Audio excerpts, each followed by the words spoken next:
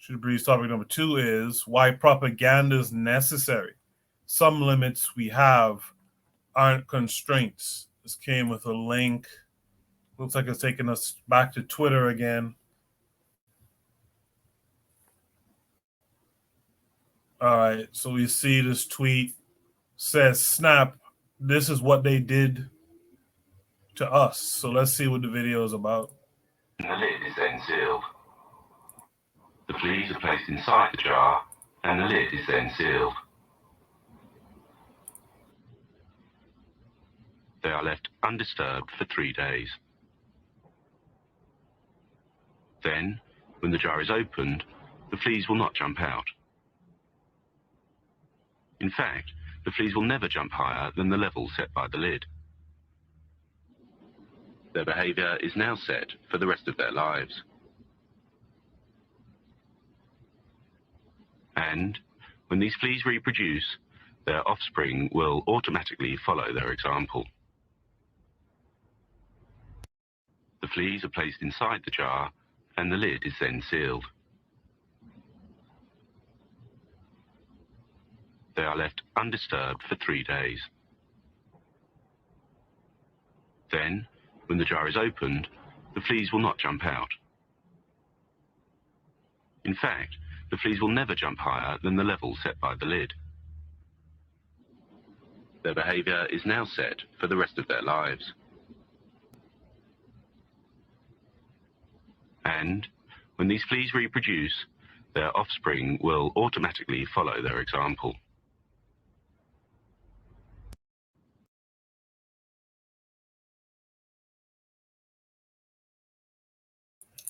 Interesting. I think I've seen that video quite a while back, but it is interesting how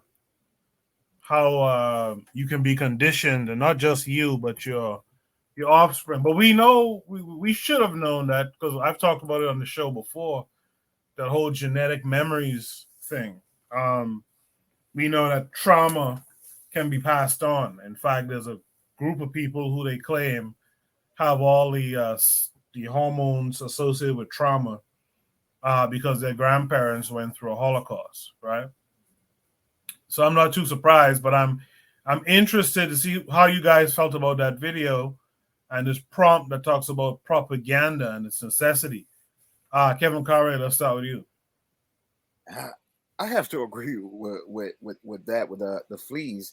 There was similar experiments. There was one with the monkeys where they placed I think a banana on top, but every time any monkey would try to go up there and get the banana, they would get zapped. So them getting sick and tired of getting zapped. Every time any other monkey would try to go up the steps, they would drag it down and beat the living hell out of it. So every time they put a banana there, no one will go. But it's the same thing in society.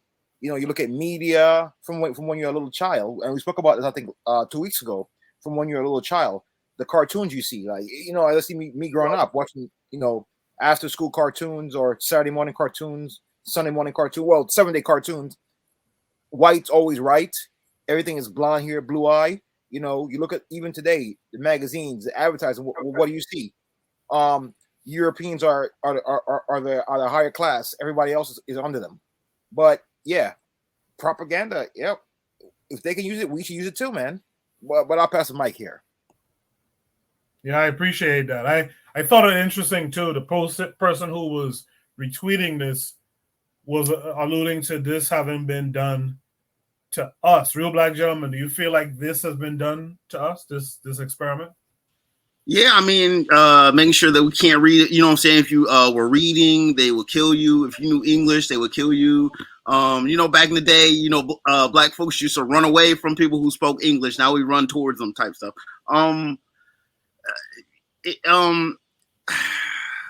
I suppose like the idea that those fleas would be like forever like that. I mean, if you were to reintroduce them back into the wild naturally, I think that a lot of that conditioning would wear off, maybe over like a generation or two. So the idea that that's just forever, I think is, that's easily debunked. As far as like making sure that people do things in order to, telling stories that condition people to act in certain ways. Christmas, just the idea of all kinds of tales. You can go wherever around the world and you can think about them. Just the idea that it's like I would say like propaganda is like para-religious. It kind of works in the same way as religion, but not really straightforward as it. You know what I'm saying? It's just some people who will go through a culture just to inculcate ideas, just to try to again influence people. I don't know. I'm starting to like get off the rails here. I'm gonna pass the mic. All right. Yeah, I also like the second part of the prompt that acknowledges that some limits we have aren't constraints, and I think that's an important thing to take from this experiment in the video. That you basically taught these fleas that that the limit that they were experiencing for 3 days, you taught them that became a constraint. So even when you remove the physical limitation, they just wouldn't go beyond it. I mean, that's wild to think, and yeah, it's kind of wild. Albeit a primitive mind, and there's something that Real Black Gentleman said. I think it was Real Black Gentleman who said it. Like, if you release these animals into the world, many of them will be taken out because they're not prepped for that world. But given enough time and protection, some of them will actually get back to their reality. You understand? That experiment is also about reality. It's about giving a certain viewpoint, a certain perception, and when you take that down and put that person back into their own natural reality, what would happen? What's the joke about the bear who was in the circus and bites someone's face off? The bear didn't go crazy. The bear went bear. So to me, it kind of all plays in that. Gas them up. What say you? Kogu, can you skip me and I'll get back? Let me take care of something real quick. Yeah, sure. Tanzan, you're up. For me, I think when I look at this experiment, I can't remember if it was Amos Wilson or Dr. Creswell Singh who was saying that we're looking as if we are the scientists and we are actually the lab mice. But for me, I would, when you talked about releasing the savages into the wild, or these, creatures into the wild, I was more thinking of these scientists who are doing these things. Like, we should be observing them. And as well, we tend to talk about, generational trauma, but what about generational traumatizers? How are they continuing generation after generation to continuously, traumatize other people and to continuously, wreak this destruction?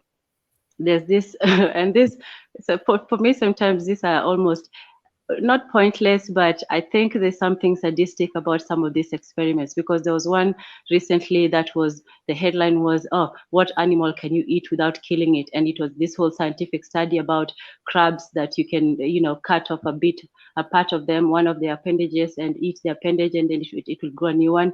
And then the scientists took time to cut off, I don't know how many, maybe thousands of, the body parts of this, these frogs, and put them into controlled, groups and studies, and analyze, how many of them survived afterwards. And it came to about, I think it was like 5% of them survived. Most of them did not. So yay, don't cut off, crabs' claws. It's not good for them. Like, you already know the study, and even the study with the monkey and the depriving monkeys of their mothers or things like that.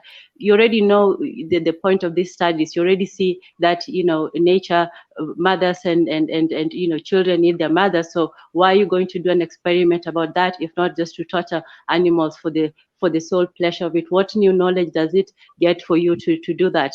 What do they hope to get out of this study? Unless it's just a way of either, applying that to human beings, which is, controlling them. So we should also be asking, why are they even doing these kinds of studies? What do they hope to achieve? Most of these psychological studies or biological studies is just a way to manipulate the natural cycle of life, or to try to get things to behave in otherwise abnormal ways, or put them in a natural condition. So why don't we have scientific studies where they see what is the most positive way for them to thrive? But anyway, so it's a kind of a sadistic mind to come up with something like this, knowing that you're intentionally putting these creatures under torture just to prove that torture is bad for you. Anyway, that's all I had to say. No, that's an interesting finish there. Yeah, that's an interesting take. That the whole concept of what you said, we study the experiments, we don't study the experiment. And I like the fact that you said we study the trauma but not the traumatizers. That's a bar right there. I appreciate that. Bwana Hagaziki, what say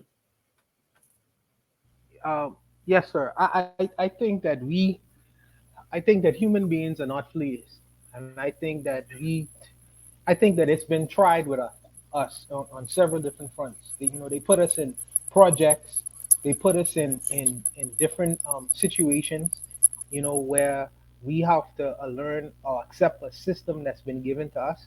But we have a tendency, maybe not all of us, we have a tendency historically to break loose of our constraints, whether it's on the plantation, whether it's in the projects. We break out of these situations. You know what I mean? We find our ways, our respective ways out of these situations.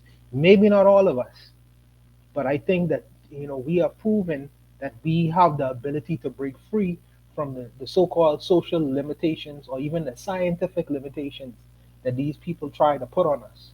We find a way, and that's really been our historical story.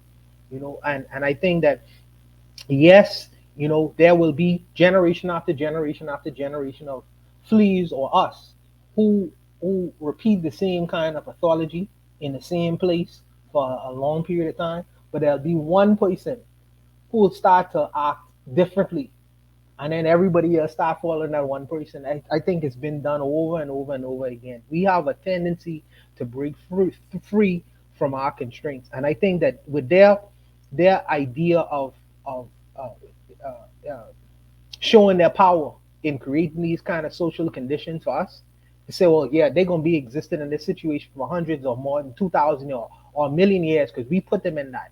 No, I think that once you create the thinking human being, I think that once you create a black human being who have the ability to think, observe, and do certain things, he'll break out of his constraints, man. It's not gonna happen.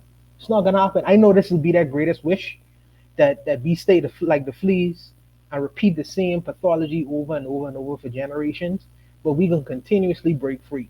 And that's what I really believe. And it's been done all around the world. So, let them have their fun, man. This ain't no propaganda for me, because I know how we are.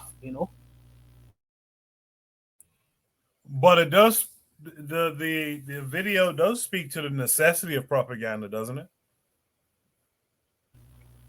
If the propaganda is to show that we have the tendency, when we are placed in certain social settings that were created for us, that we have the tendency to repeat the same pathology. I accept that. You have some women who have children at very young ages, and then the children have then their children have children at very young ages. They remain poor, they remain destitute, they remain in bad situations. Yeah, of course, these people have created the social conditions or environment for us to exist in that space. So I watch this and I understand that. For me, I'm understanding what these people have created, but I'm also knowing and understanding as well that we have a tendency to break free these kinds of things. So I mean, like I say, I accept it at one end, but I reject it at another because I know an alternative information. But that's just me. That's just me. All right. I think we just need to hear from Gas sum up if he's ready. Gas, what say you? Yeah, Koku, can you guys hear me? Yeah. Yeah, I mean, for me, I think, I don't have a dog in the fight for or against propaganda. I do think that I'm not always convinced that I can beat people at their own game, right? So propaganda comes from the Catholic Church. You know, their whole propagating the faith. You can look at, of course, Edward Bernays, Freud's nephew. So I'm not sure if I can defeat these people at a game that they've already created. Right? We're often 20 steps behind in this white man's system. So I just think for me, if you can use it and you feel that you can use it to better the situation, sure. But I'm not 100% convinced that I can use the tools of propaganda to defeat them at their own game. I appreciate that, Gas. I saw Trigger Happy 262 in the chat. I think he was on the KWAZ radio side, and then I haven't seen any comments from him. I don't know if YouTube is messing with his account, but I hope he's okay out there. I hope he's still able to catch the show. You know what? That was a good conversation as well. I think I got everyone on that. Let's go to Shoot the Breeze topic number 3. Shoot the Breeze topic